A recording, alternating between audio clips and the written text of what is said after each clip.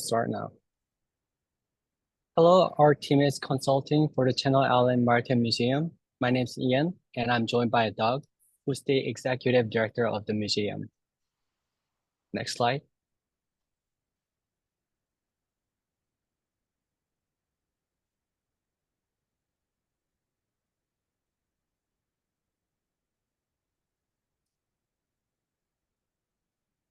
Okay. Doug, can you go? That's always helpful. Good evening, everybody. Channel Islands Maritime Museum is located in Oxnard, California, in the beautiful Channel Islands Harbor. We have a mission to preserve and share maritime culture, and we offer a wide variety of exhibitions, programs, and educational opportunities for visitors of all ages. We see our museum as an asset to the community, and we are experts at community events like our Chowder Fest, a clam chowder tasting that engages local businesses, restaurants, wineries, and local musicians, or Art Comes Alive, another experience that really lightens up our guests because we have costumed actors and actresses reenacting and telling stories of what's inside each of our pieces of artwork. Next slide. That brings us to our venture, our museum's venture, the last dinner on the Titanic. I want you to imagine if you could step aboard the Titanic, proceed up the grand staircase, and enjoy the last multi-course dinner as it was served and meet the people aboard, all while overlooking the beautiful harbor. Our museum is designed and decorated like an old steamship with wooden walls, signal flags. We even have foghorns and ship bells. The event will conclude with an interactive treasure hunt style museum tour, making it engaging for all ages. Next slide, please. Our social impact surrounds three main goals of one, preserving maritime history, supporting local businesses, and building community. To begin, our venture closely aligns with our mission to share our maritime culture by adopting a modern approach to historic events, especially through the use of the Titanic. It gives the museum a platform to preserve history against time, share untold stories, and educate beyond the traditional classroom setting. Additionally, our venture will be supported locally using Oxnard-based chefs and actors. Along with the idea of supporting local businesses, we want to get people out of their homes, engage in history, and play in a way that builds a stronger community in Oxnard. So our main goal is to transfer this space into a social hub for Oxnard and Ventura County residents, focusing on three key target markets. First, we aim to engage local residents through advertisement in local magazines, newspaper, and direct mail. Second, we plan to attract tourists by partnering with travel agencies and blogs, leveraging on their disposable income and interest in local activities. Third, we market maritime enthusiasts who are likely to visit repeatedly, both during regular hours and at special events like the last dinner on the Titanic. Next, please. So moving on to our market analysis, we compare the last dinner on the Titanic with three similar events: the Dinner Detective, Medieval Times, and Haste at the Harbor. The Dinner Detective offers an interactive experience where guests solve a mystery during the meal. Medieval Times immerses guests in the medieval era with jousting tournaments. Haste at the Harbor is similar to the Dinner Detective in concept, but it is held as a fundraiser, demonstrating its versatility. So in terms of revenue, Medieval Times leads with $135 million, significantly higher than the Dinner Detective, $24.7 million. Haste at the Harbor also shows strong performance, selling out and generating $54,000 from a single event. It attracts a wider audience with tickets at $70 per person and targets high net worth individuals and corporate partnerships with sponsorship tables priced between $2,500, and $10,000. Our event, The Last Dinner on the Titanic, positions itself uniquely among these options, charging $200 per guest. With a limited seating of 80 guests, we offer a high-end, personalized experience that differentiates from larger venues. Our analysis indicates a strong market opportunity, and its unique approach, pricing strategy, and exclusive upscale setting make it an attractive option. Next slide, please. The Last Dinner on the Titanic will be managed by me, Doug Riffenberg, the executive director of the museum, and I'll be overseeing the entire project, including financial management, execution, and most importantly, the safety of our guests. We have two major management areas: the development of the program, which we believe will be a pretty extensive effort, and the execution of the program. Connie Korenstein will be managing the production side. She has a background as a professional educator and an actress, and is absolutely chomping at the bit to develop this project. She has a team of volunteers available to her. Susan is an events wizard and manages most of our community events. She's really connected in our community, and she also has a team of volunteers available to her. That about wraps it up.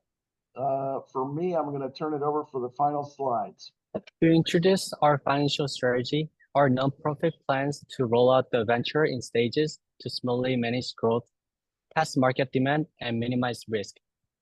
So in the first year, we plan to host the event once, and second year, twice, and third year, we're gonna hold the event quarterly with an estimated total revenue of $58,110 over 3 years.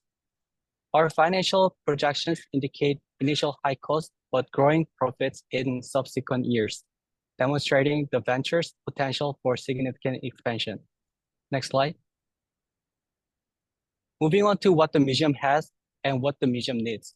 The museum has the infrastructure for the venture with an elevated dining experience through the waterfront views. Additionally, the museum can leverage its existing partnerships that include connections with local businesses and marketing opportunities. The museum also has a strong leadership with expertise in maritime to create an authentic experience. As mentioned in previous slides, our management team has significant experience in event logistics, demonstrated by the successful execution of past events. So the primary challenge is securing the necessary funding. We're asking for $20,000 for venture startup capital in the form of a 3-year loan. The loan will be used mainly towards initial fees and the opportunity to expand to larger scale projects. In the later years, our profits will be used to pay back the loan and eventually be used to launch repeat events in the future. Thank you.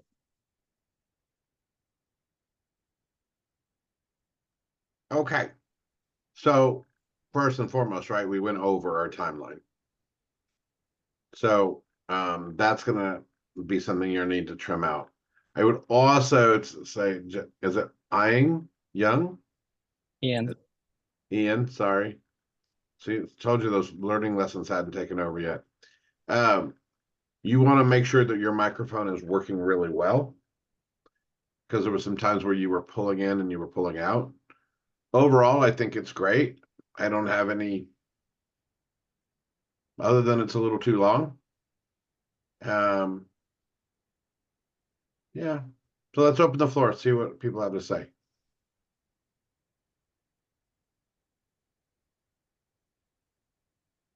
And make sure everybody fills out your sheet. Yeah, I have a question. So I saw that in the competitive slide, yours was listed as $200, where the other competitors were way cheaper. Could you maybe explain why you chose that price point and why it's justified?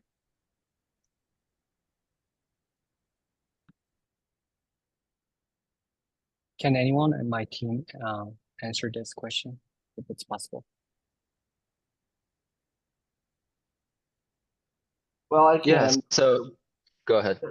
I think the word that was used was an exclusive kind of opportunity. We're not going to be open every day. We as a museum can't do this every single week. This is a quarterly type of event, so there will be a very limited supply of tickets. And so it'll be more of an exclusive type of opportunity to participate. And also just in general, although this is a a business and a social enterprise first and foremost, it is still very much tied to the mission and story of a nonprofit, which we believe, with the nature of how this event is being executed, as Doug mentioned, on a more limited time scale, enables us to, in a way, bring value that is beyond just the experience, and that comes from just being able to support a nonprofit, and that is vital in the community, and engage an audience that is more willing to contribute in that manner while getting the benefits of a fun time in an event like this.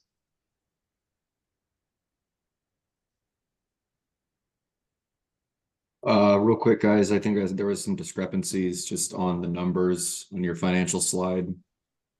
I thought I saw 53 and on the third year, 53, 110 on the graph, and then in the bottom right of the chart or of the PowerPoint's 58. And then on the last one for your loan, you said 20, but the PowerPoint said 25. So just a couple discrepancies.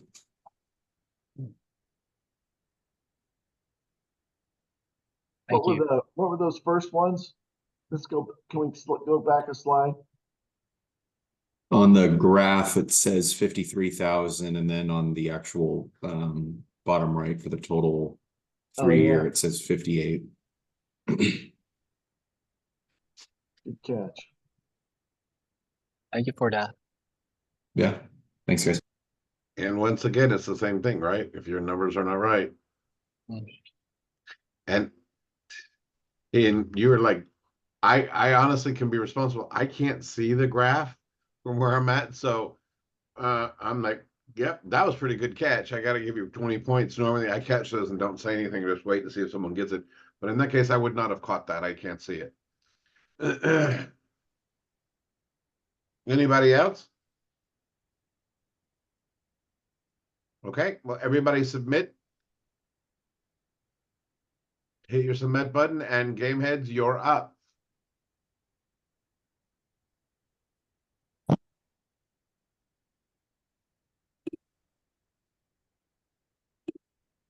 Hello. Hi, everyone. Nice to meet you all. Today we are Game Heads. My name is Eileen, and I'm joined today by Zoram to share our venture pitch. Hello, my name is Zoram Tomas Mercado Viadom. I am the multimedia program coordinator for Gameheads. And this is Rebecca, front and center. Rebecca is from the Diamond District, one of our students in Oakland, California, where she grew up homeschooled by her single mother. She joined Gameheads at age 15, a little freshman in high school, not knowing where or how to pivot her young career in digital media. She joined Gameheads looking for a community, for some friends, and to dive into her passion of video games. Gameheads co-founder Damon Packwood assisted Gameheads during their time with the program, helping her with her homework, with her career, various projects, and then her college applications. What's unique about Rebecca is that she actually landed a job, an internship with Double Fine Xbox Studios as a sophomore in college. That's pretty unheard of that early on in her career. After 9 years with Gameheads, she is one of our top programmers and will be graduating from Cal State East Bay with a degree in computer science, with an internship more or less locked in afterwards. Rebecca is a blueprint, a testament of what Gameheads does for all of our students, helping them with their personal and professional development by creating access and opportunity. So what is Gameheads? Gameheads is an innovative program that gives low-income youth and youth of color hands-on training in video game design, development, DevOps, virtual production, and the digital media workflow to prepare them for the careers in entertainment and tech industries. We train students in the workflow of video game design, teaching industry software, building up their soft skills across the fields necessary to thrive in tech, from coding to visual art, animation, project management, team collaboration, and the entire workflow. Our vision is to train the next generation of game developers and the technology industries while elevating the voices of youth and communities of color, as well as prepare them for their college career and civic life. And it works. I also started off as an animation student in GameHeads, pivoted towards television production, got hired as a GameHeads program coordinator, and am now pursuing my MFA in interactive media design at USC.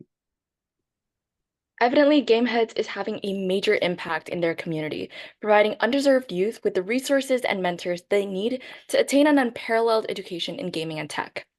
However, education is only the first step in providing a promising future. Next is getting them opportunities to showcase their skills and build a career. Even within traditional universities, how many of us struggle with getting jobs? Most of the time, filling out job applications, submitting resumes feel like applying to a black hole. This only emphasizes the importance of gaining work experience, especially through internships. Data shows that 72% of students who complete an internship receive return offers. They also earn a 20 grand greater starting salary and receive twice as many job offers after graduating on average. Meanwhile, 2/3 of students who didn't wish they had, and 45% are underemployed even 10 years later.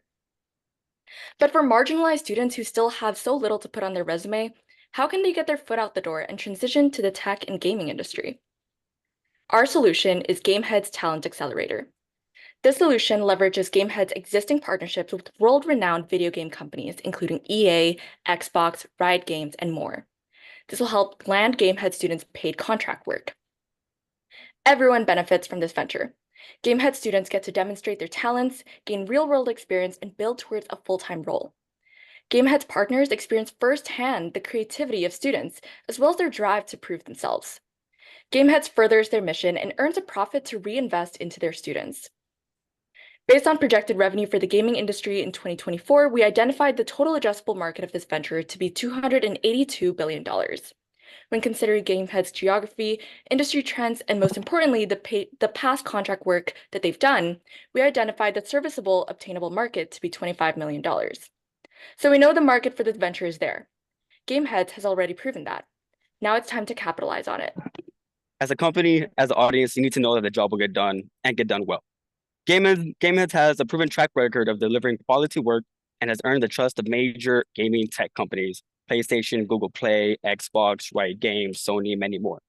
We've been signed to 7-figure contracts and are well known in the gaming industry in the Bay Area and beyond. And on top of that, a prestigious report card, all while GameHeads is uplifting youth from underserved communities like Rebecca, myself, my coworkers, ensuring that we're building the skill set and breaking cycles of poverty. At the same time, the staff and faculty in the program are composed of industry leaders who are there to support and empower GameHead students. They're being taught by professionals to deliver their best work. Our venture is cyclical and self-sustaining, providing a scalable monetization stream. Whenever a client comes to GameHeads, a project manager helps sort out the project scope and timeline. Then students take part of the development team and engage in hands-on learning experiences. This leads to more clients coming into GameHeads and more capacity to enhance student skills, all of which enable GameHeads to continue doing better at what they do. We can rest assured that our venture achieves long-term growth for students, clients, and GameHeads as a whole. And we know that our venture holds a lot of potential because GameHead students have an unparalleled set of skills and mentorship. Students have designed web-slinging Spider-Man suits with PlayStation, crafted visual novel games with Xbox, and developed stealth-based mobile games uploaded on the Google Play Store. GameHead students deliver industry-quality work, all the while sharing their unique identity and perspectives into their art.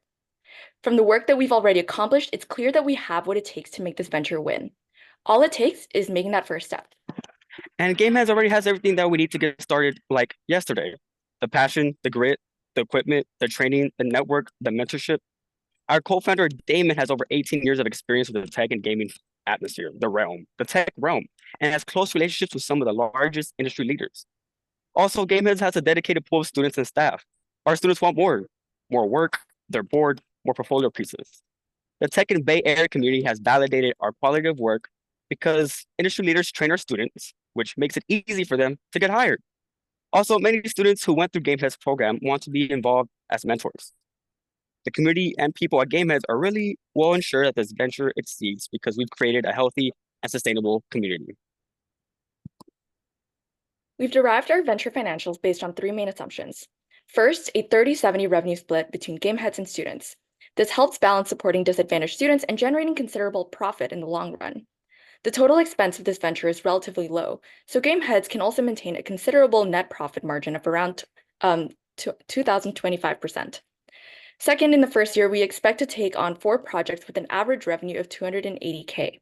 Historically, GameHeads has turned down projects because their product offerings have not been standardized, which suggests that they do still have the connections in order to expand their operations and take on more projects even in the first year alone. The average revenue is extrapolated from historical revenue on similar projects. Third, we expect approximately 35% year-over-year growth from year 1 to year 3. This is attributed to increases in both number of projects and average price per project. Meanwhile, we are expecting to take on larger projects each year, increasing the average price per project. Overall, we have the robust financial position and relatively low risk in the first year, making this project worth pursuing. Here's where we need your help. We need $40,000 to cover the cost of the first 6 months, including cost of sales and expenses. We truly appreciate your interest in helping support our venture, and we thank you so much for your time.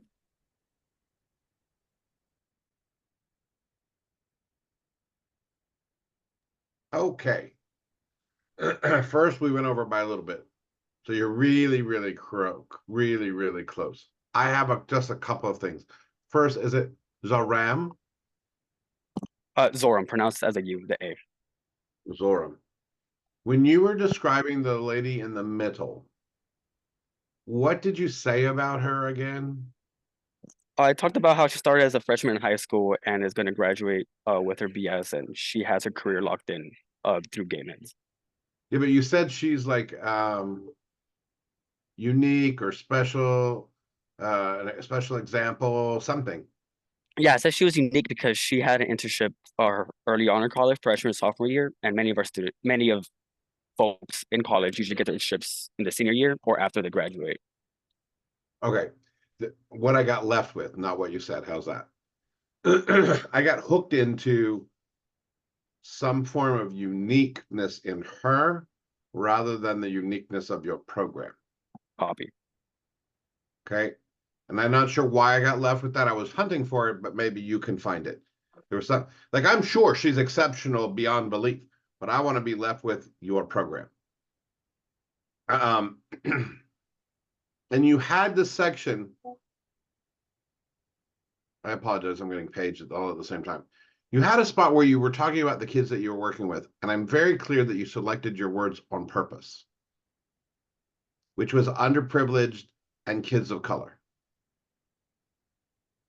Yes, low income youth and youth of color. And I would request that you just look and see if that's the right verbiage. I'm not saying it is or it isn't, but it isolates rather than incorporates in this way, in the verbiage and the way it's delivered. And it may be your intention to do so, but it's always better to cast a big net. We had this with a couple of the other nonprofits. And it may be the only way you can say it. You just want to look. But I'm left with that you help all kids who are normally marginalized. Is that inaccurate? No, it's valid. So then the question would be why you selected under income or, deprived income or whatever word, and students of color instead of under marginalized. What, do you know why you selected that verbiage? It's the verbiage that's on their website, so I've been trying to keep it consistent, but I could think about that furthermore. Here's the thing, it's like I don't have it either way. It just breaks that group into 2 parts instead of having it be you help kids who need to be helped. Okay. So it's a place to in addition to that, we included that kind of verbiage because there is a disproportionate amount of low-income youth who also happen to be youth of color, which is why it makes sense for us to use that verbiage here. Well, only if what we're about is people of color versus underprivileged individuals and getting them to work in the tech industry. If our intention is to bring attention to underprivileged people of color, that's great if that's our intentionality, or if it's to bring our attention to the cause of taking people who can't get into the tech industry and are underprivileged and getting them in the tech industry, which is why I'm pointing to it. It's exactly where is it you want to place the flashlight. There's no two flashlights. Right. And I understand. Thank you. Yeah. And it doesn't really matter. I mean, like, I'm not telling you what to do. You will choose what to do, but I'm interested that you walk home with the cash. I see, Richard, I got your hand. I got one more. The nice lady, what was the nice lady who was presenting with you? Eileen. Eileen? Hi. Hi.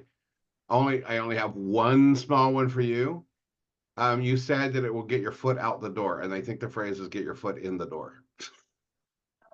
Sick. It's not a big one. It's just one of those things where I was like, out the door. No, you want that's when you're getting told to leave or whatever. And in the door is like when you're getting in the house. Just an old phrase. Okay. Okay. Other than that, you guys were awesome. I hope I didn't offend anybody, but I think it's better to be really straightforward with what shows up. If you are in the group, please, if you're one of the people, please submit, and we're going to let Richard share. The small thing first, at the end, you said you wanted $40,000 and the numbers added up to 50,000 or something. They don't match. So if you pull that slide up. Yeah. I definitely can. I believe this is an error on our slide. I think we should have deleted this slide entirely and we just forgot to do so. I think I also left a comment there. Yeah, it says you need but yeah. $40,000 and it adds up to 50. Yeah, Math ain't we'll math. definitely revise. Okay. And then in a bigger thing, I'm not clear. I'm clear what GameHeads does. I'm clear who they're looking to support. I have no idea what your venture is separate from GameHeads. I don't know how you're bringing something unique and different to GameHeads other than maybe like getting more people in there, but I don't see anything bigger or different or unique that you're doing. So maybe I just missed it. That's good feedback.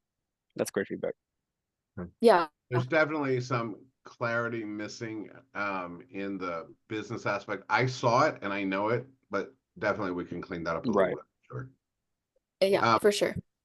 One of the other things I would say to the two of you, besides great presentation, and that I think would reach into where Richard is talking about too, I happen to know that you have a long list of potential clients that are knocking on the door.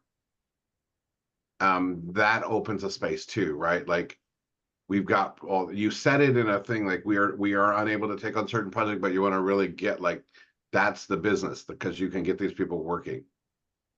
Not just programming, not just learning, not just getting them internships, but actually working. Right? Am I wrong about this? That's spot on. Yeah. And overall, I would say one last thing.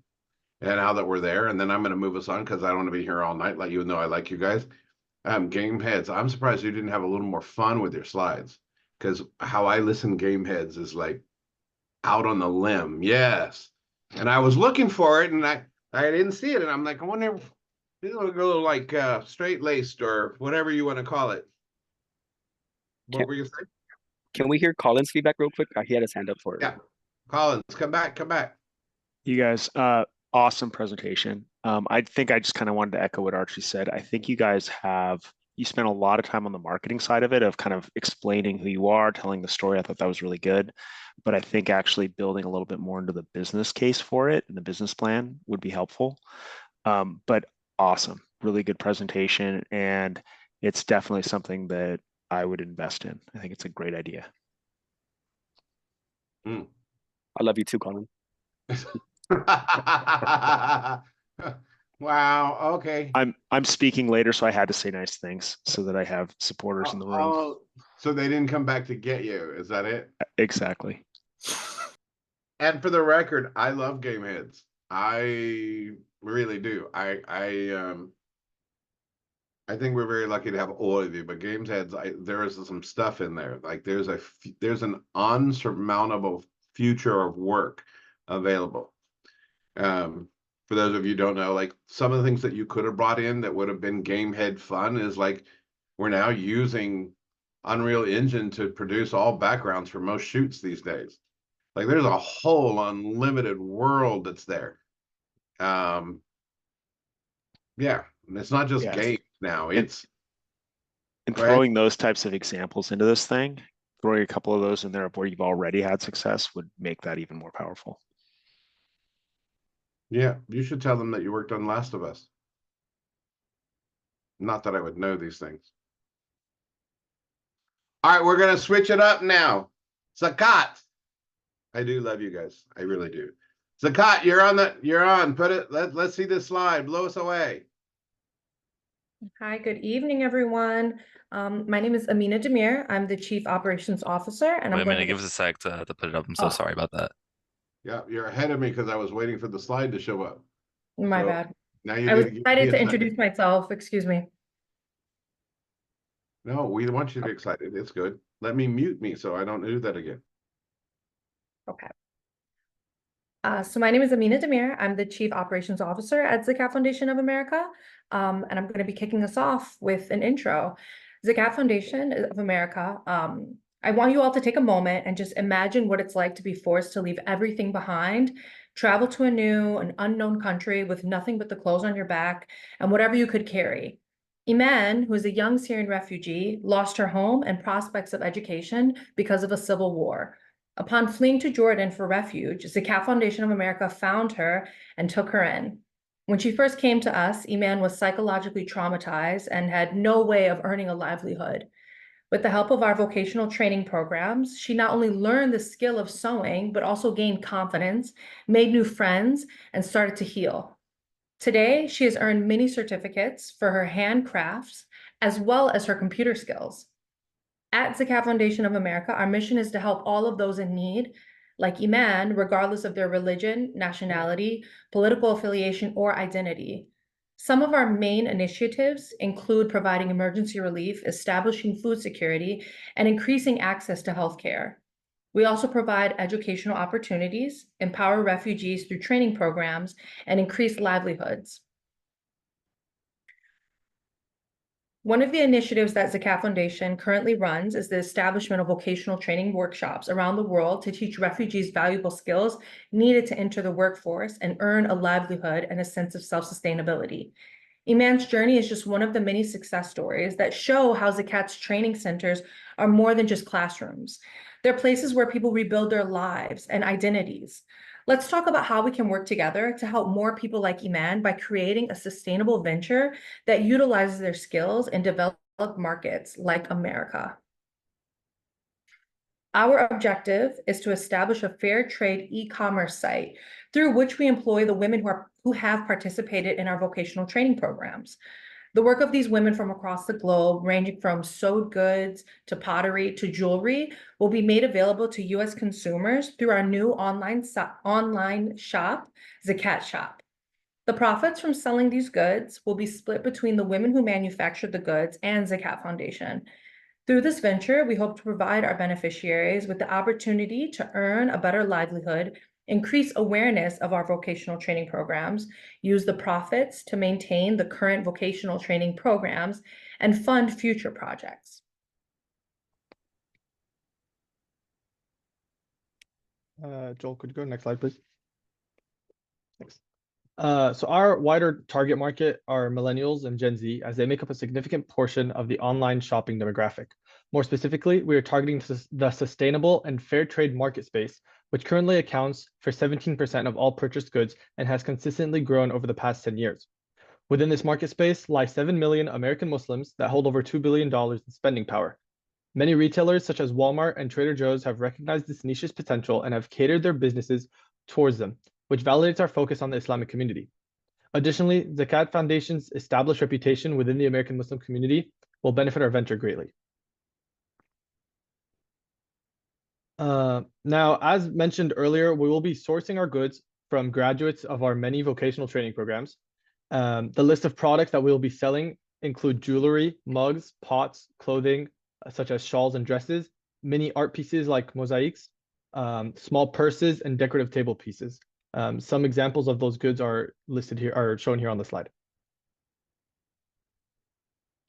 Now, our competitive position. So to start, Zakat Foundation had a previous Zakat shop that sold American-made Zakat Foundation merchandise. So the website already exists and is well seeded. This means that when it's searched, it appears high on the search list. And then additionally, our niche allows us to directly target a mass number of donors and Muslim youth faster and more efficiently than our competitors. Now, our business strategy. So the first phase of our venture involved shipping roughly 100 goods from Turkey to conduct a soft launch in order to gauge interest in the venture and products. We'll be selling jewelry and small pots from Turkey.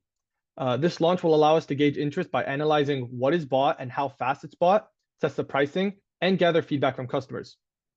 We also plan to advertise our venture to our large donor base through our email newsletter and social media platforms. To the right, we have our expansion plan.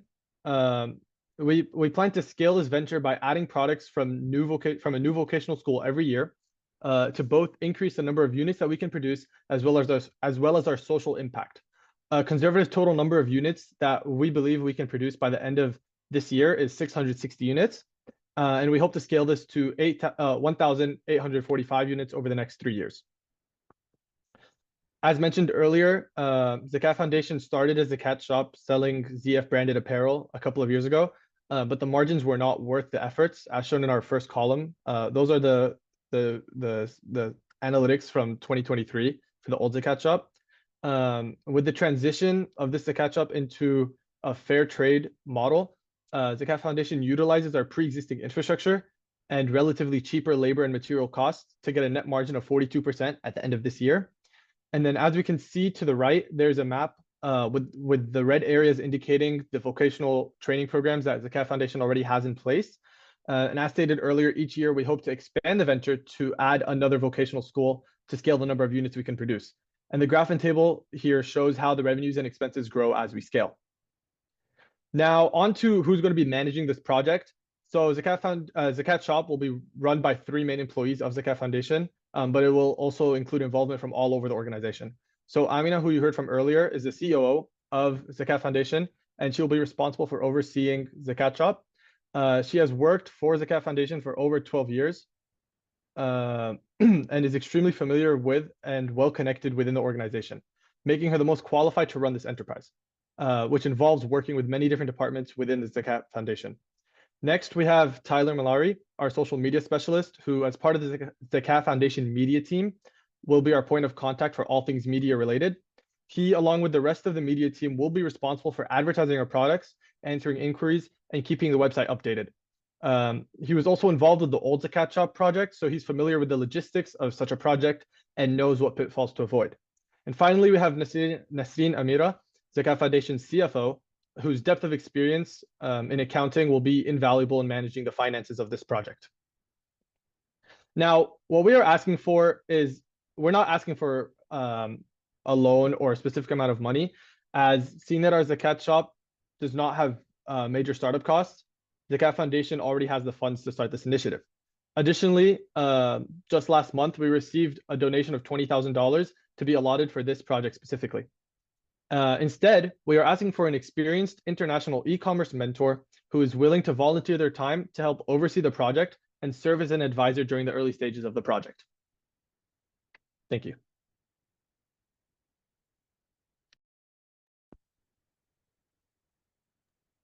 Okay.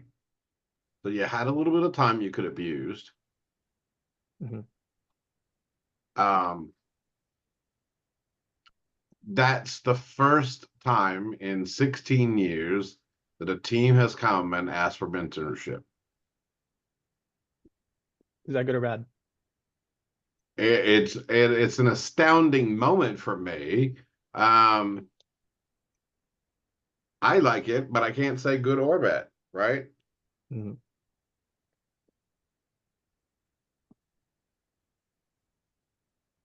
Did Andy say anything about it to you guys? Nothing negative, to be honest. Andy's the one that gave us the idea, actually. Okay, good. Okay. I'm going to open the floor. Colin, you have your hands up, so I'm going to give you the floor first. Yeah, you guys, I like it. I think it's a really good idea. I think the devil's going to be in the detail for sure, and I kind of question. I think there's probably a need for a little bit more money.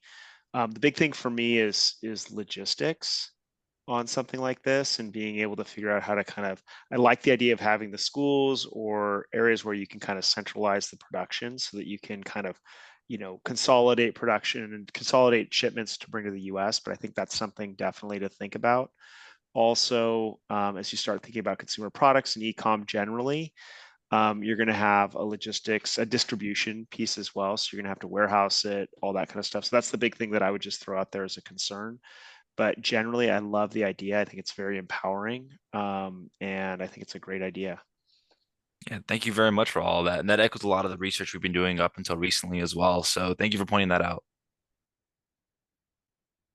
Response, Joel.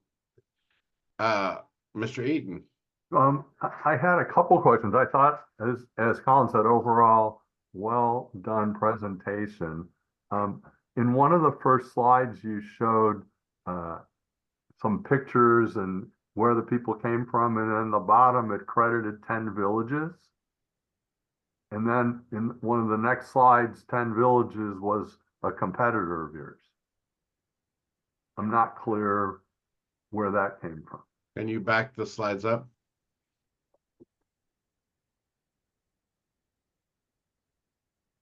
I actually think, sorry, that was we had an old, Right there. yeah, we had an old diagram, that was from 10,000 Villages website, and then we actually made our own. So I think that's a mistake. It should be deleted. But yeah, that was kind of just notes for ourselves. Okay, well, it left me like, Yeah. what's the connection? Why is that there? What were you doing with? That was one question I had. Another one is, how come your numbers produced are significantly declining from 23 to 24? So in 2023, those numbers are of the old Zakat shop, which was a different model. But it was basically just selling, as I mentioned during the presentation, it was selling Zakat Foundation branded apparel, so like hoodies, beanies, stuff like that. So it isn't the same business, but it utilizes like the same website. And we expect, so that's why the numbers, they aren't It just related. wasn't clear because it says Mm. number of units produced, and then it went from 770 to 660. Mhm. Yeah, thank you very much for that pointing that out. We'll definitely make sure that we make that a tangential thing to talk about in the script, to talk about that transition and also identify, why that transition is affecting our units sold. Thank you very much for that point. And then to Colin's point, and to your thing, I would think that one of your large, more productive economically markets would be in Europe. You've got a much larger base of people there, much closer shipping, less costs. I would think that you could sell to Europe as easily, especially if you're going on the web to market this. Yeah, so that's definitely a great point. I would say that our venture is unique in the sense that we're going to be targeting our donors. We have a donor base of about 60,000. And so given the fact that looking at the units produced, this year alone, we're projecting that we might be able to produce 660 units, which is less than 1% of our total donor base, which is here in the US, but definitely something we'll look into. Thank you for that. Sure. Joel, come on mic, please. Hello? Yeah. So you schooled everybody tonight on how to respond to Judge. That might be blessed. You schooled everybody. I've known Richard forever. Like Richard and I have been entertained for and literally you just got his communication, you answered it as concisely as you could, and you stopped it. Like literally the question just disappeared. It was brilliant. That was great response. You trained everybody. That's exactly how I would have you do it. Couldn't have asked you to do it any better. I was impressed as well. Yeah, you put Richard in his place. Oh my, let's not say that. Thank And you. I did appreciate not it. say that. I'm not gonna generate that. But what you did do is you addressed it. You didn't resist it. You didn't make it wrong. You responded to it. And if there was still any doubt, like you pushed it, you like we'll tend to it. Like we got taken care of, which is what you really want to do when you're facing the judges. That's exactly what I would ask you to do. That was perfect. Literally, if I was pitching, I would have you would be my wingman right there. All right. Everybody, please submit your forms. Now I was going to tell a joke and go, that's everybody, right? But we know it's not, and nobody would find me funny. So next up is Casa.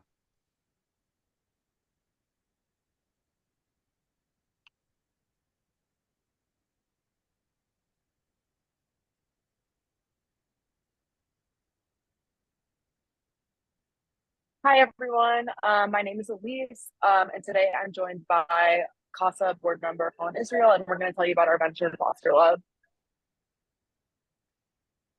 Next slide, please.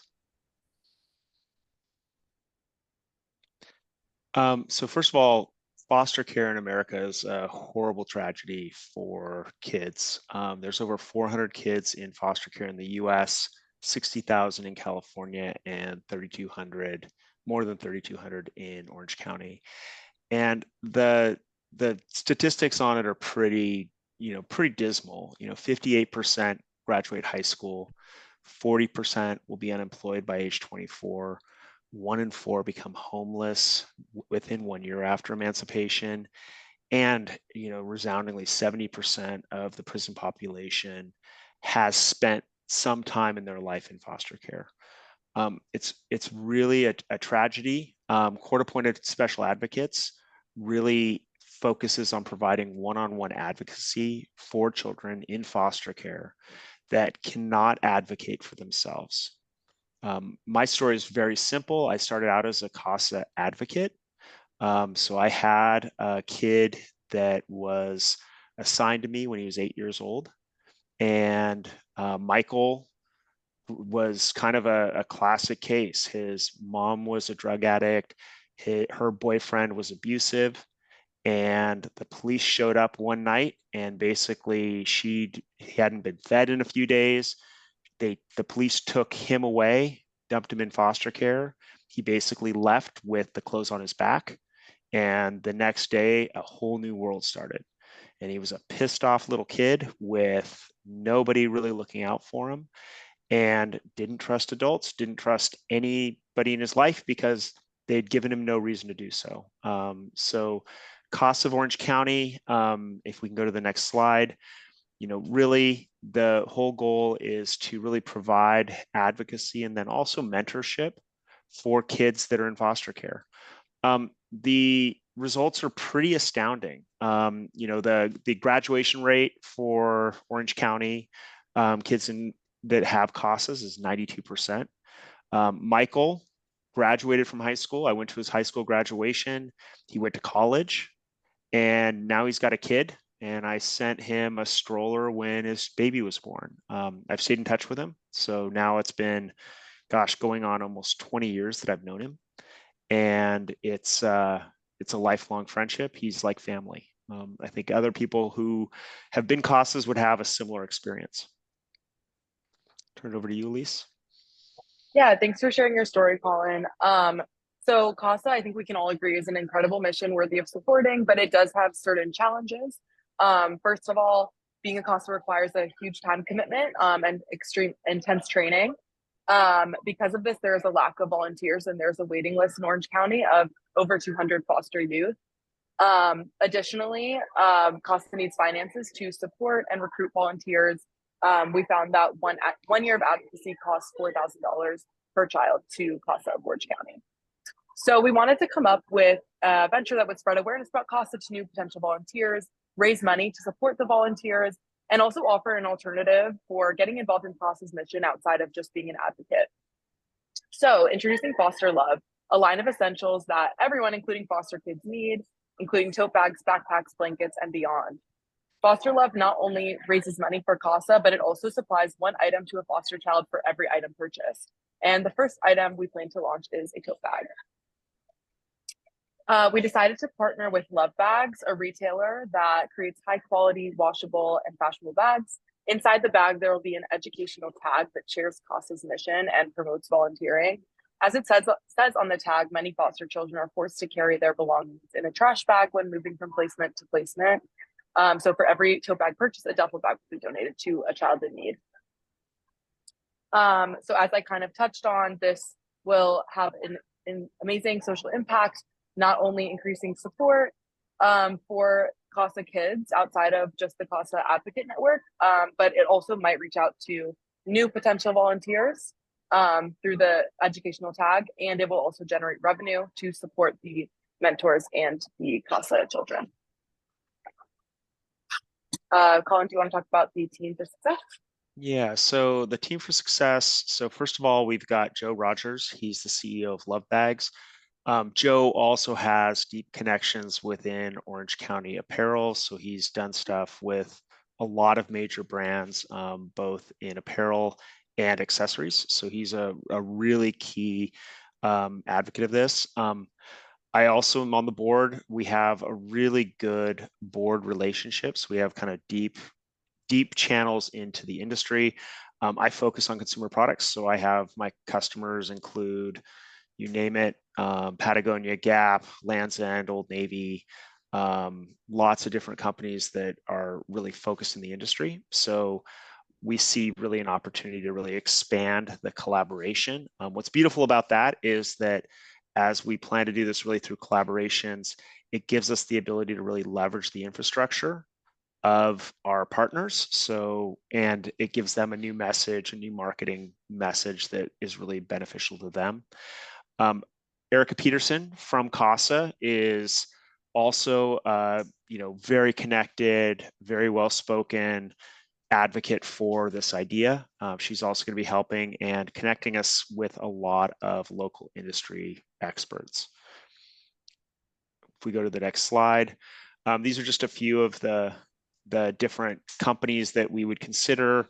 CASA has very deep connections with the A's, the Chargers, the Angels, the Chargers, and then a lot of different retailers.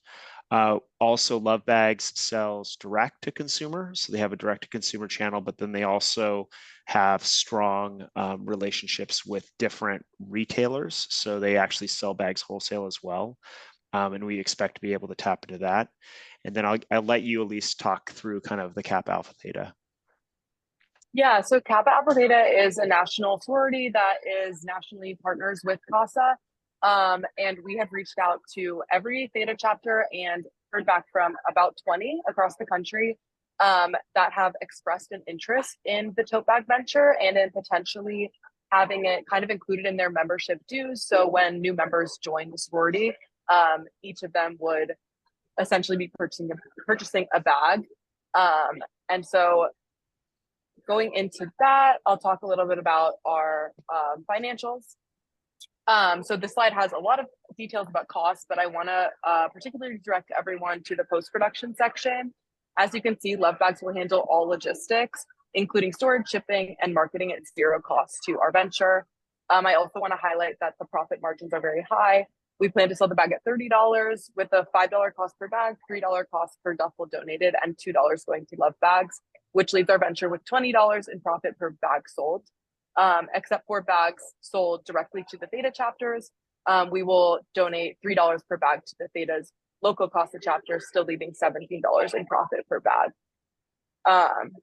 So given these costs and profit splits, this is a conservative profit estimate, and this is only considering 2 of our major channels for sale. And then this is kind of how we plan on scaling. So in year 2, we want to reach out to medium grocery chains. Year 3, move into national CASA and different sports teams. And as you can see, just continue expanding and reaching more channels and also adding new items. Thank you for listening. Okay, back up. Do me a quick one and go back one slide. Okay, thank you. And was there an ask?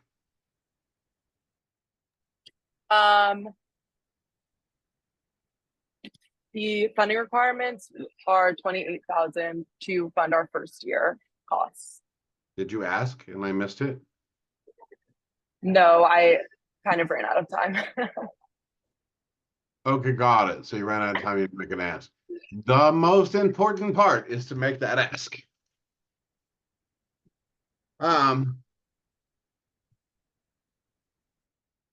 So obviously you ran over. I would assert that perhaps giving a little more clarity about the second item. Because I was at first, the reason I had you back up because I was left with and I wouldn't do that on Judges Night. Just so you know. I was left with you were planning to do more bags and more bags and more bags, and there will be a limit to how many bags you're going to sell. There needs to be more stuff, so maybe you could show us a little more stuff, or give us a sample of some more stuff, or so that you're not a single product line. And then, Colin, you did the first part, right? Can you come off mic for me? Yeah. So overall, it was great. I think it's great. I think I'm very happy. Like when they first said tote bags, I'm like, give me a break. But I actually have seen what you've built here. This is actually doable. I have a suggestion though. And Richard is the person I would tap because I think Richard could help you do this part. I think the first part, the impact of it, is missing because we got tied up in the numbers too much. So I want the emotional portion more than the number portion. And I have a suggestion for you to check out, like to think about. And I don't think I got enough time to work with you guys, but here's a suggestion. Can you go back to the very first slides, please? Is this the very first slide? Okay. If this is the first slide, here's a suggestion. This is the first slide, and then this is where the first one that we actually. Yeah, but you look at that's perfect. And you can see what we went to is numbers. Numbers do not move people. Unless start with the story. Yeah, so here's my suggestion. And it would not work for most organizations, but it could work for you. Like a comic book display where literally, because you don't have to use a real person, it can be it's 2:30 in the morning and the yelling won't stop. Johnny's scared and hiding. And then the police come. What Johnny's always wanted is love. It never seems to arrive. Right? Like you can build it. I think you see where I'm pointing to, right? Mm-hmm. And then you can have a picture of Johnny leaving the house with his crap in a bag, grocery bag. You have a picture. I saw it later on, but this is a really great place to do it. Mm-hmm. And then have a drawing or something where the kid's sitting on a bunk, because I've been in the facility looking at the floor. We still don't need it. All Johnny ever wanted was love and somebody to care for him. And the cost of not having that happen is that 70% of their population end up in prison or whatever it is. Like, then give me the numbers. But give me the heart of it first and then give me the numbers. I think that it will. And then if you go, can you go to the next slide?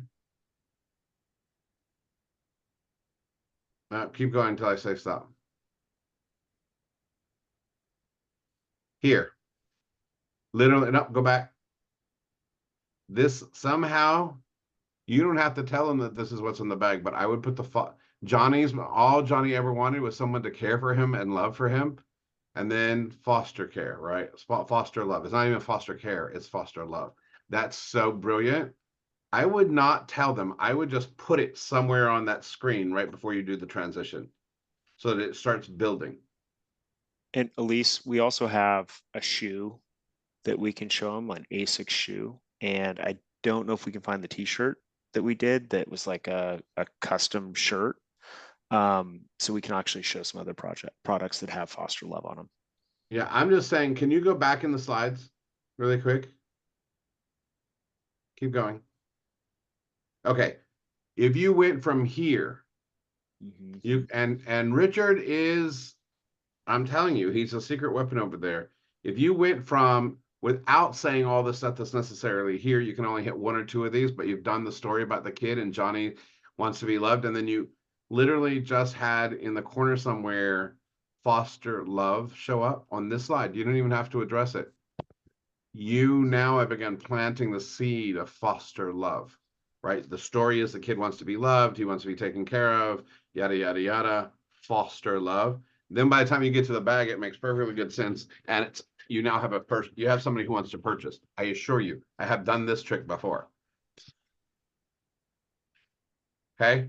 Because what you're saying is, this is our problem. And without even mentioning it, and this is the answer. This is the problem, and this is the answer. This is the problem. You just keep doing it over and over again, it will ring. So I see Doug's hand, so I'm gonna, Doug? Yeah, I just had a couple of comments. One is fantastic presentation and good flow. At the beginning, I think it's really, sometimes we get mixed up in our own acronyms and our own language, and it's really important to step outside of that when we're talking to the outside world. And I don't think it was clear that these mentors, when you're talking about your own organization, are volunteers. That word wasn't used till well later. I heard foster mentors, I heard advocates, and then I heard volunteers. So I think it might be good to explain that anybody can be a foster mentor, because I didn't know, do you have to be a social worker, or what department is this through? Is this a job? So just right off the bat, making sure that volunteer is really clear. Helpful. And then the other part was in the I was really curious about all the colleges, right? What's the link? Are they just buying the bags? And you have a lot of sports teams. You've got and you've got universities. What's the linkage? So the universities are actually chapters of Kappa Alpha Theta, which is a national sorority. So each chapter has about 150 members, all women. Oh, so these go together. Yeah. Mm-hmm. Okay. Yeah. But why colleges? Is this for people to just use as a bag, or? Because that they already have an inroad. They have all these chapters that participate with them. So what they're doing is they pay dues to be in the chapter, and they're going to have the bag included as a sale to the chapter. So when new chapter member comes in, pays their dues, they're buying a bag. Like it's already. So, and now they have 20 or 30 pre-sold. Yeah, they're pre-sold bags. He's telling us we already have these clients, we already have these bags sold in another way. It's almost like if we were doing a standard, we have letters of intent or we have purchase orders. That makes sense? Yeah. Yeah. Thank you. Anybody else? Richard, did you feel the bus go round and round? I threw your ass on the bus as often as possible. No, I'd like to be the bus driver, so it was perfect. But yeah, so look, the first set of this needs to be a vivid share. I would use the vivid share technology. I really would. Like, start in the middle of the story. I'm clear. Perfect. Okay. You're masterful at this. And I really like the cartoon part because it kind of, like if you were doing like the old Batman where it's just a square and then it kind of changes into the other square. Like as you get the story, you only need one slide to do that. And it fits with the kids, right? Because that's a kid thing. Well, I'm an adult and I used to collect comics, but you know what I mean. I lost, so everybody knows I lost a comic book collection 15 years ago. At the time was worth $125,000 at that time. So when I say I collected comic books, I'm a little bit different. Mill bags don't like fire. Anyway, I think all of the presentations were extraordinary. And there are no losers as far as I'm concerned. I think everybody has done an extraordinary job. I know that we still have 10 days for preparatory. I know that we've not even, we've just begun to flush this stuff out. I know there's a lot of work in the next 10 days. Yeah, I want y'all all to know, particularly the nonprofits, thank you for the difference that you make. Thank you for the impact. Thank you for creating a world that works for every human being. And to the students, thank you for being cause of that in the world and taking that with you. So if no one has anything else, Rob, do we have breakout rooms set up for everyone to be able to go to their own breakout rooms? Yes, the breakout rooms are set up. So if no one has anything else other than like, it's inappropriate, so you should get out your letterhead and prepare to send a letter. I want you to know that I love all of you and I'm very thankful for you. And I know you're not allowed to tell people you love them, but too bad. Go to your rooms, go away. And I will see you soon.